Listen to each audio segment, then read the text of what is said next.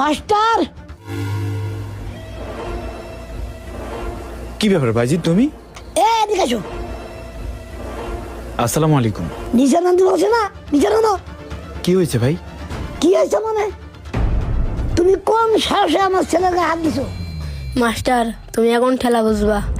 আপনার ছেলের গায়ে হাত দিছি মানে? আপনি কি বলতে চাচ্ছেন? তোর মতো 2 টাকার মাস্টারের কি বলার আছে রে? আগে বল, এটা তুই আমার ছেলের গায়ে হাত দিলি কেন সেটা আগে বল। দেখুন ভাই, আপনার কোথাও ভুল হচ্ছে। আর আমাদের কোনো শিক্ষক অন্যায়ভাবে কোনো ছাত্র গায়ে হাত দেয় না। আর আপনি আস্তে কথা বলেন। আপনি এমন ভাবে কথা বলছেন মনে হচ্ছে আপনার সাথে আমার আইল ঠেলাঠেলি। সবাই দেখতেছে, চতুর্দিকে ছাত্রছাত্রী। আপনি কি বলতে চাচ্ছেন সোজাসুজি বলেন। এই সোজাসুজি কি বলবো? আমরা কি তোর কথা মতন চলবো? 2 টাকার মাস্টার আমার এই ভাইপোর গায়ে হাত দিছি সকল ছাত্রছাত্রীর সামনে, তখন তার সম্মানে লাগে নাই? এই তোর বেতন কত রে?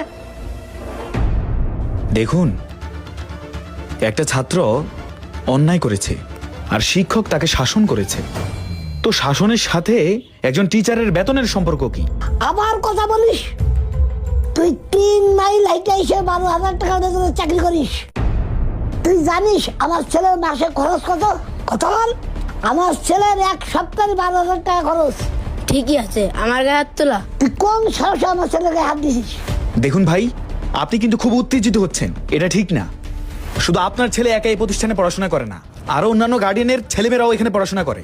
কই তাদের ছেলে মেয়েকেও তো শাসন করেছি, কখনো তো তারা এরকম উত্তেজিত হয় নাই। আর আপনি আজকে এসেই আমার সাথে রিয়েক্ট করছেন, কাহিনী কি? হ্যাঁ দেখুন ভাই, এই বয়সে যদি কোনো ছাত্রছাত্রীকে ন্যায় অন্যায়ের বিচার না করিয়ে দিই, তাহলে ভবিষ্যতে ওরা বড় হয়ে কিভাবে বুঝবে কোনটা ন্যায় কোনটা অন্যায়? আপনার এভাবে রিয়েক্ট করা উচিত হয় নাই। আর আপনার যদি অভিযোগ থাকে আপনি গভর্নিং বডিকে জানান। যান এখান থেকে। তুই জানিস উনি কে? ভালো হয়েছে, একটা মারো। ভাই আপনি আমাকে মারতে পারলেন? আরে আপনারা আমার কথা তো শুনবেন। আপনারা না শুনে না জেনে একটা মানুষকে এভাবে মারতে পারলেন? আপনারা শুধু আমাকে মারেন নাই, গোটা শিক্ষক সমাজটাকে আপনারা মারছেন। আপনার ছেলেকে মারছি ঠিক আছে, তবে আপনার উচিত ছিল একটাবার জিজ্ঞেস করা যে আমি কেন মারছি।